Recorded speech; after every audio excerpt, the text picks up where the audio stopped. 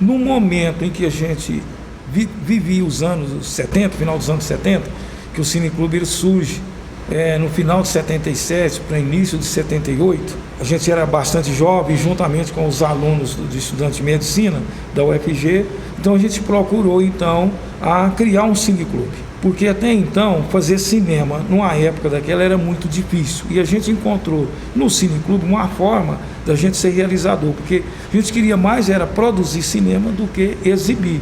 Mas como o cineclube naquela época estava em voga no país inteiro, né, então a gente achou que através do cineclube a gente teria mais possibilidade de adentrar a produção cinematográfica, que até então Goiás era conhecido mais como um estado agropastoril. E quando você falava de cultura, todo mundo imaginava que era a cultura do boi, de arroz, o feijão. Então o cineclube veio para preencher essa lacuna que até então não existia. E foi através do cineclube das exibições que a gente passou a conhecer melhor o cinema, a gente passou a conhecer melhor o cinema novo brasileiro, conhecer Glauber, conhecer o cinema novo alemão, a Nouvelle Vague e assim, enfim. Então nós chegamos num determinado patamar que a gente ficou muito conhecido também através do Jornal do Popular, porque a gente tinha como aliado nosso o professor Hélio Furtado do Amaral, que era então diretor do Instituto Nacional do Cinema, era um instituto que hoje seria, praticamente, vamos dizer assim, seria Ancine, hoje, no momento. A sede era no Rio de Janeiro, mas ele foi transferido para Goiás. Chegando em Goiás, ele foi dar aula de cinema na Universidade Federal, né? Embora não tinha um curso, tinha um curso de comunicação social, mas ele dava cinema, dava essa matéria junto com esse curso. E ele então passou a ser um crítico de cinema do Jornal Popular. Como o nosso movimento era grande dos cineclubes, ele então dava muita assim, ênfase para nós, as nossas exibições. Então nós ficamos famosíssimos em Goiânia. Todo mundo conhecia a gente do cineclube, porque a gente trabalha muito. Então isso facilitou, porque então aí a gente veio para aquilo que a gente queria, que era partir para a produção, né? Que a gente queria mais era produzir do que exibir. E aí foi, então a gente cria então a primeira cooperativa de filme, então a gente passa a produzir os primeiros filmes. O Cineclube então é fundado no final de 78, nós começamos a exibir, em 81, 82 já estava produzindo. Tem um fato assim, muito importante, nós já pegou a ditadura já no final, 77, 78. Eu mesmo não vivi essa parte, hein? Ouvia muito falar de ditadura, aquela coisa e tal. E o nosso movimento do Cineclube ali no DCE, da UFG, que tem até hoje, que é ali ao lado do Hospital das Clínicas, que está lá, o auditório dessa faculdade até hoje, a Faculdade de Engenharia. E o básico da UCG, que antes não era PUC. E a Polícia Federal era ali naquele meio, a Polícia Federal era ali de trás do Hospital Araújo Jorge, né? Quer dizer, estava tudo no conjunto ali da Praça Universitária. Então o nosso convívio era na Praça Universitária. A gente era muito jovens, não era sustentado pelos pais, não tinha emprego, não, vivia ali para baixo e para cima com latas de filme na mão, com rolo, e a nossa preocupação era de realizar filme. Mas assim, a censura só pegou a gente, a Polícia Federal só pegou a gente uma vez que a gente foi realizar uma amostra do cinema soviético. O filme era O Encoraçado Potemkin e era muito visado assim, o cineclube, porque a gente tinha aquela regalia de exibir filmes sem ser preciso de dar satisfação à censura, que era muito rígida na época, né? Então, por ser cineclube, a gente não precisava. Mas esse pessoal chegou um dia, tipo 5 horas da tarde, a gente preparando um auditório para fazer a exibição, era numa sexta-feira, a exibição seria na sexta e no sábado, às 20 horas, e a gente estava armando a tela, se preparando, chegaram o pessoal da Polícia Federal. E por sinal, até hoje, eu sei o nome de cor, que era o professor Risoval de Melo, que era o chefe maior, né, que dava as ordens e tudo, e era o professor Elveste, professor Silas Gouveia, o outro até me esqueci aqui agora, era 4. Então era um pessoal que todo mundo tinha medo. Ele chegou e me fez a pergunta: senhora, que hora vai ser a exibição? E eu disse: a exibição será às 20 horas. Ele falou: mas vocês não pegaram autorização na Polícia Federal. Mas já estava chegando as pessoas, e eu peguei, ele falou: ó, nós vamos deixar vocês passarem hoje e nós vamos prender o filme. Amanhã vocês cancelam a exibição. Nós não podíamos falar lá, todo mundo com medo. Passamos, eles sentaram lá, terminou, rebobinei o filme, eles pegaram e prendeu. Aí seria notícia, seria no sábado, foi cancelado, depois veio domingo. Na segunda-feira ficou da gente buscar, porque a gente tinha que devolver esse filme para a Embaixada da União Soviética. E assim foi eu, o Lisandro e o Lorival Belém. Como era tudo ali perto, a gente chegou lá com medo, com o exército na portaria, pedindo para identificar aquela coisa, né, todinho e tal. Até que nós chegamos no professor Risovaldo de Melo, que era, como eu disse, o chefe maior, que a gente foi conversar. Eles deram sabão, assim, na gente, assim, mas falou um monte de coisa, deu um aperto. Depois, no fim, ele sorriu pra gente e falou: gente, vocês estão sabendo agora, né, meninos? Da próxima vez, eles vêm aqui pegar autorização, aí tudo bem. Mas vamos levantar, vamos ali tomar um café. Fizeram isso para nós ficou até assustado. Nós sentou, olhou, vamos ali tomar um café, vamos lá na cozinha, nós levantou e foi. Ele falou: tem pão, tem manteiga. Aí nós passamos a virar amigo, foi um fato curioso, que nós viramos amigos do pessoal da Polícia Federal. Daí em diante nós passamos então a todos os filmes chegar e pedir essa autorização. E né, foi essa vez que ficou, mas depois logo acabou tudo, né? Já entrou com o governo Figueiredo, já deu abertura, e aí foi modificado e acabou. Todo mundo do Cineclube Antônio das Mortes, hoje, somente os fundadores do Cineclube, hoje tem relação com o cinema. Eu trabalho com audiovisual até hoje, o Lorival Belém formou em medicina, mas exerce a profissão de diretor de cinema, de realizador, né, que tem vários filmes. O Ricardo Mussi é professor de cinema na USP, lá na ECA.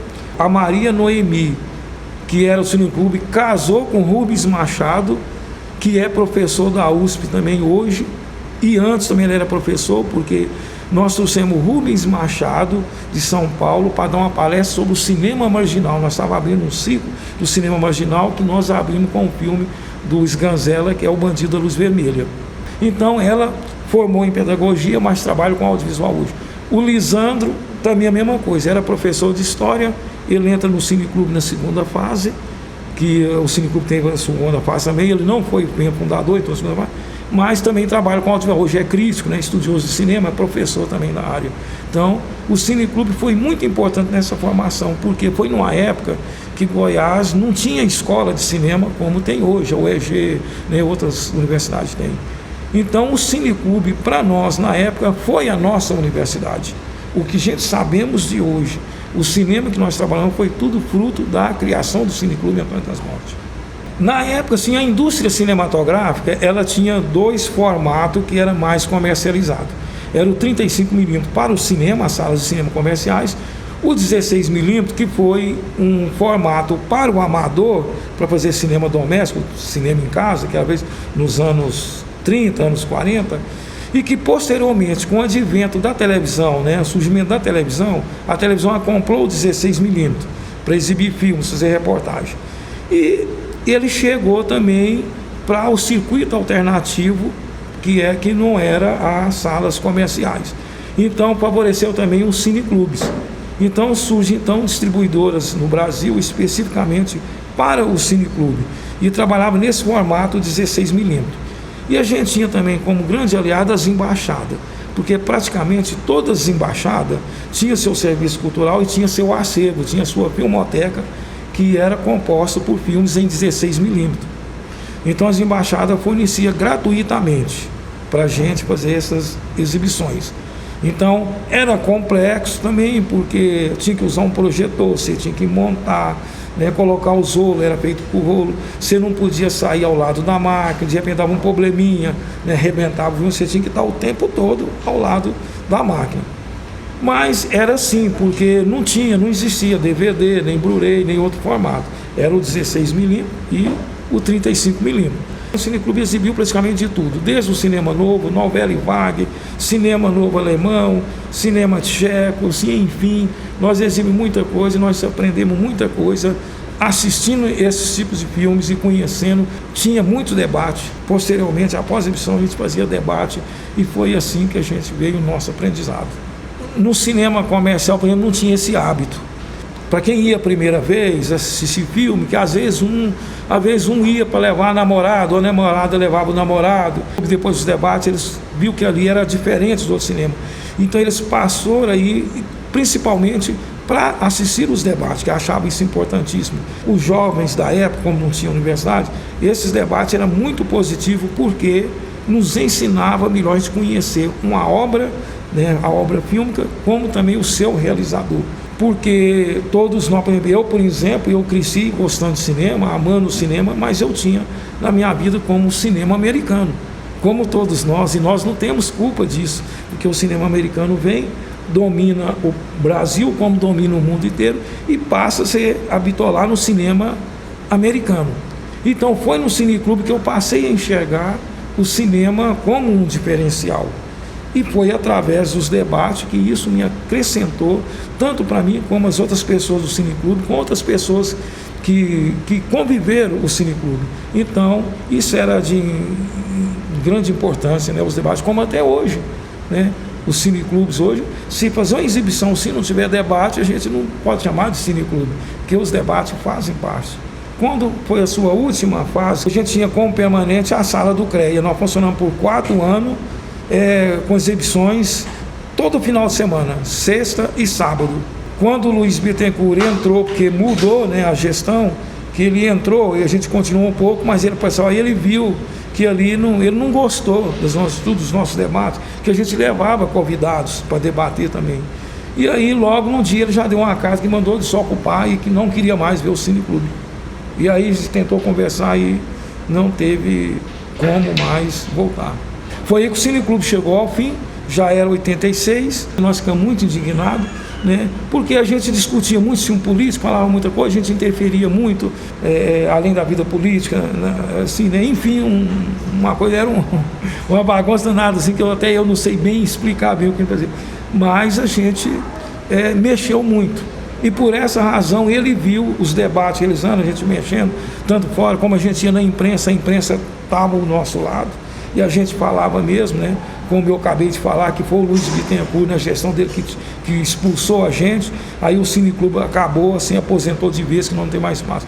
Então foi isso, né? A gente lamentou o fato, mas o cineclube realmente ele mexeu com muita gente. E continua mexendo. Quem vive o cineclube continua mexendo até hoje. Mas em 89 inaugura o Cinecultura. Então o Cinecultura ele veio a preencher esses espaços do cineclube, que ocupava. E também então, já foi um período que a gente já estava com a idade um pouco mais avançada, o nosso interesse mais era de produzir filmes e não mais exibir. Aí durante um determinado tempo, né, também veio a Era Collor. A Era Collor acabou com tudo, acabou com a Embrafilme, que era uma empresa estatal que, né, financiava filmes, que distribuía os filmes brasileiros, acabou com o Concine, que era o Conselho Nacional de Cinema, né, com o Ministério da Cultura, como esse governo que está aí também está acabando com tudo da cultura. Já acabou com o Ministério, logo deve acabar com tudo, é o retrato do Collor agora. Agora os cineclubes estão voltando novamente, porque teve um período já no final, a partir de 2010, não sei, 2011, começa a efervescência de novo do cineclube. Eu acho que o Antônio das Mãos deixou um legado não só para Goiás, como para o Brasil inteiro. Hoje nós somos referência. Recentemente, uma menina que veio da Unicamp, vieram entrevistar a gente, acabou resultando num livro, mas nós somos bastante conhecidos, um cineclube que teve um movimento muito grande em Goiás, né, e no Brasil, nós somos referência.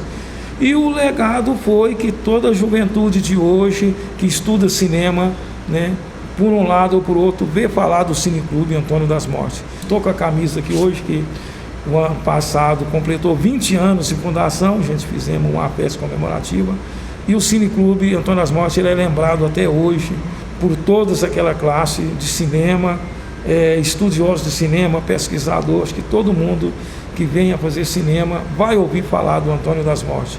E esse legado foi importante, a gente se sente muito feliz, eu principalmente, de ter participado da sua fundação.